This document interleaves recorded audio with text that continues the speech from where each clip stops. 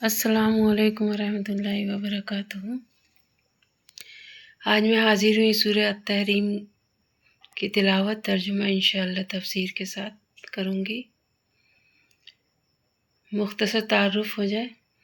جیسا کہ پچھلی صورت کے تعارف میں عرض کیا گیا، اس صورت کا بنیادی موضوع بھی یہ ہے کہ میاں بیوی کو آپس میں اور اپنی اولاد کے ساتھ کس طرح معتدل اور متوازن رویہ اختیار کرنا چاہیے۔ ایک طرف ان سے معقول حدود میں محبت بھی دین کا تقاضا ہے، اور دوسری طرف ان کی یہ نگرانی بھی ضروری ہے کہ وہ اللہ کے احکام سے انحراف نہ کریں۔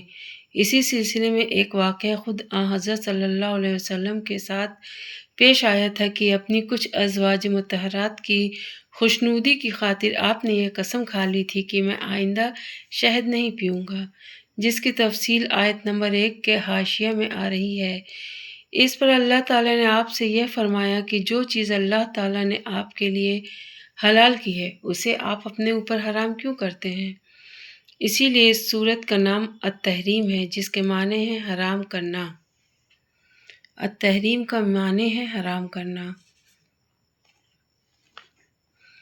بسم اللہ الرحمن الرحیم۔ شروع اللہ کے نام سے جو سب پر مہربان ہے، بہت مہربان ہے۔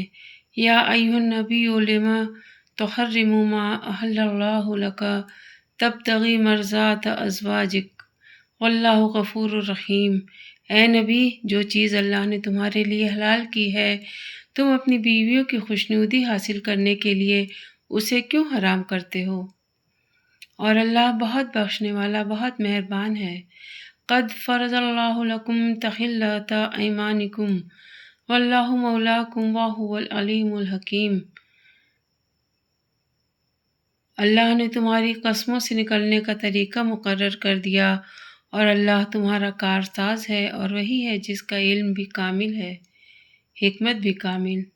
وَإِذْ أَسَرَّ النَّبِيُّ إِلَىٰ بَعْضِ أَزْوَاجِهِ حَدِيثًا فَلَمَّا نَبَّأَتْ بِهِ وَأَظْهَرَهُ اللَّهُ عَلَيْهِ۔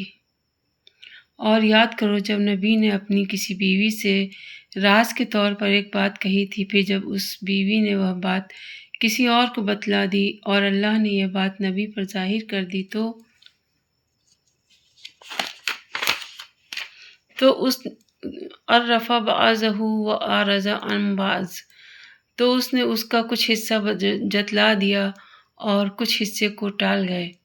فلما نبأها به قالت من انبأك هذا، پھر جب انہوں نے اس بیوی کو وہ بات جتلائی تو وہ کہنے لگی کہ آپ کو یہ بات کس نے بتائی؟ نبی نے کہا قال نبأنی العلیم الخبیر، نبی نے کہا کہ مجھے اس نے بتائی جو بڑے علم والا، بہت باخبر ہے۔ ان تتوبا الی اللہ فقد صغت قلوبکما وان تظاہر علیہ فإن اللہ هو مولاه وجبریل وصالح المؤمنین والملائکۃ بعد ذلک ظہیر۔ اے نبی کی بیویوں، اگر تم اللہ کے حضور توبہ کر لو تو یہی مناسب ہے، کیونکہ تم دونوں کے دل مائل ہو گئے ہیں، اور اگر نبی کے مقابلے میں تم نے ایک دوسرے کی مدد کی تو یاد رکھو کہ ان کا ساتھی اللہ ہے اور جبرائیل ہیں اور نیک مسلمان ہیں، اور اس کے علاوہ فرشتے ان کے مددگار ہیں۔ عسیٰ ربہ ان طلقکن ان یبدلہ ازواجا خیرا منکن مسلمات مؤمنات قانتات تائبات عابدات سائحات ثیبات وابکارا۔ اگر وہ تمہیں طلاق دے دیں تو ان کے پروردگار کو اس بات میں دیر نہیں لگے گی کہ وہ ان کو تمہارے بدلے میں ایسی بیویاں عطا فرما دے جو تم سے بہتر ہوں، مسلمان، ایمان والی، طاعت شعار، توبہ کرنے والی، عبادت گزار اور روزہ دار ہوں، چاہے پہلے ان کے شوہر رہے ہوں یا کنواری ہوں۔ یا ایھا الذین آمنوا قوا انفسکم واہلیکم نارا وقودها الناس والحجارۃ علیہا ملائکۃ غلاظ شداد لا یعصون اللہ ما امرہم ویفعلون ما یؤمرون۔ اے ایمان والو، اپنے آپ کو اور اپنے گھر والوں کو اس آگ سے بچاؤ جس کا ایندھن انسان اور پتھر ہوں گے۔ اس پر سخت کڑے مزاج کے فرشتے مقرر ہیں جو اللہ کے کسی حکم میں اس کی نافرمانی نہیں کرتے اور وہی کرتے ہیں جس کا انہیں حکم دیا جاتا ہے۔ یا ایھا الذین کفروا لا تعتذروا اليوم انما تجزون ما کنتم تعملون۔ اے کفر اختیار کرنے والوں، آج معذرتیں پیش مت کرو، تمہیں انہی اعمال کا بدلہ دیا جا رہا ہے جو تم کیا کرتے تھے۔ یا ایھا الذین آمنوا توبوا الی اللہ توبۃ نصوحا۔ اے ایمان والو، اللہ کے حضور سچی توبہ کرو۔ کچھ بعید نہیں کہ تمہارا پروردگار تمہاری برائیاں تم سے جھاڑ دے اور تمہیں ایسے باغات میں داخل کر دے جن کے نیچے نہریں بہتی ہیں۔ اس دن جب اللہ نبی کو اور جو لوگ ان کے ساتھ ایمان لائے ہیں ان کو رسوا نہیں کرے گا۔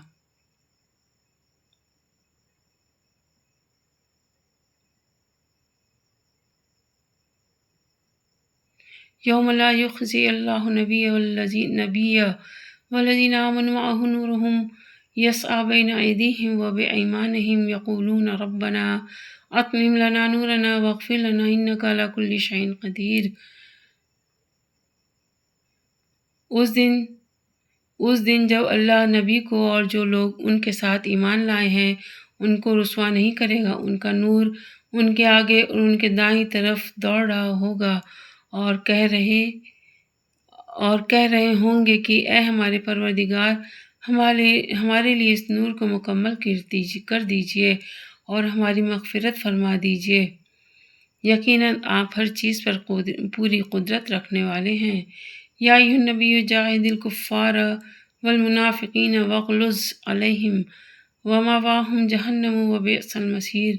ضرب اللہ مثلا الذین کفروا امرأۃ نوح وامرأۃ لوط کانتا تحت عبدین من عبادنا صالحین فخانتاہما فلم یغنیا عنہما من اللہ شیئا وقیل۔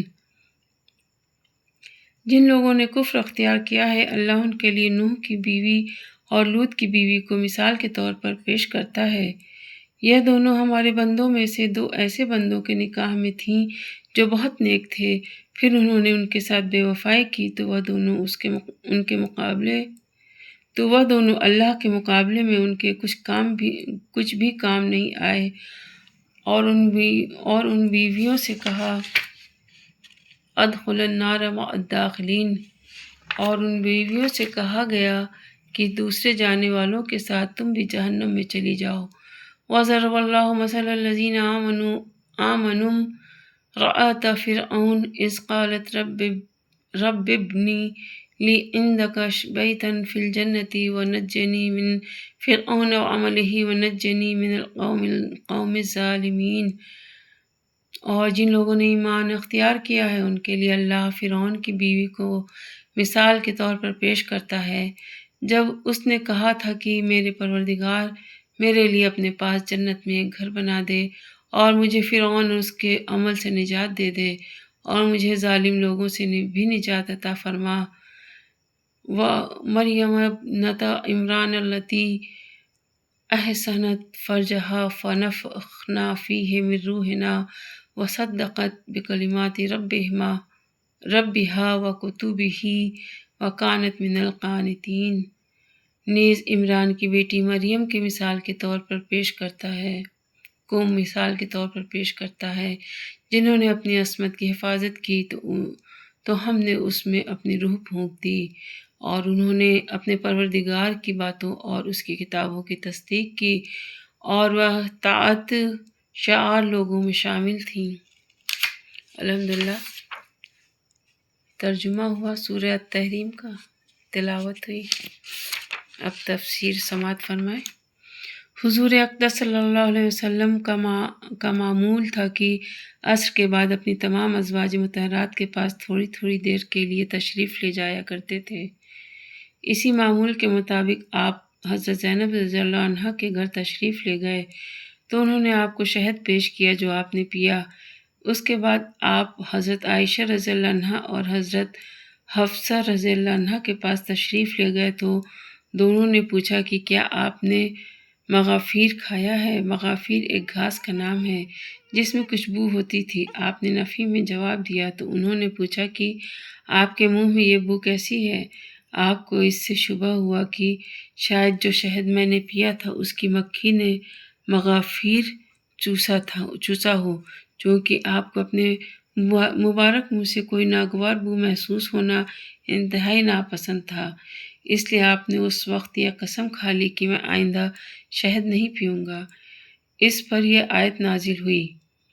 حضرت صلی اللہ علیہ وسلم نے شہد نہ پینے کی جو قسم کھا لی تھی اس پر اس آیت میں ہدایت دی گئی ہے کہ آپ وہ قسم توڑ دیں اور کفارہ ادا کر دیں۔ چنانچہ ایک حدیث میں بھی فرمایا گیا ہے کہ اگر کوئی شخص کوئی نامناسب قسم کھا لے تو اسے قسم توڑ کر کفارہ ادا کر دینا چاہیے۔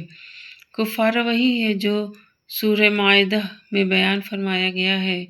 راز کی بات آپ صلی اللہ علیہ وسلم نے حضرت حفصہ رضی اللہ عنہا سے یہ فرمائی تھی کہ میں نے شہد نہ پینے کی قسم کھا لی ہے، مگر یہ بات کسی کو بتانا نہیں تاکہ حضرت زینب رضی اللہ عنہ جن کے گھر میں آپ شہد نوش فرماتے تھے ان کا دل نہ ٹوٹے۔ یعنی حضرت حفصہ نے حضرت عائشہ کو بتلا دی۔ حضرت حفصہ رضی اللہ عنہ نے حضرت عائشہ رضی اللہ عنہ کو بتا دی۔ حضرت صلی اللہ علیہ وسلم نے حضرت حفصہ رضی اللہ عنہ کو یہ تو جتلا دیا کہ انہوں نے راز کی بات جو حضرت عائشہ کو بتائی اس کا علم مجھے ہو گیا ہے، لیکن پوری بات نہیں بتلائی تاکہ ان کو زیادہ شرمندگی نہ ہو۔ یہ خطاب حضرت عائشہ اور حضرت حفصہ رضی اللہ عنہ کو ہو رہا ہے، اور اس کا مطلب اکثر مفسرین نے یہ بتایا ہے کہ تم دونوں کے دل حق سے مائل ہو گئے ہیں، یعنی حق طریقے سے ہٹ گئے ہیں۔ لیکن بعض مفسرین نے اس کی یہ تفسیر کی ہے کہ تمہارے دل توبہ کی طرف مائل تو ہو ہی گئے ہیں، اس لیے اب تمہیں توبہ کر لینی چاہیے۔ پتھر سے مراد پتھر کے وہ بت ہیں جنہیں بت پرست لوگ پوجا کرتے تھے، ان کو دوزخ میں عبرت کے طور پر ڈالا جائے گا تاکہ بت پرست ان پتھروں کا انجام دیکھیں جن کو انہوں نے خدا بنایا ہوا تھا۔ اس سے مراد غالباً وہ وقت ہے جب تمام لوگ پل صراط سے گزر رہے ہوں گے۔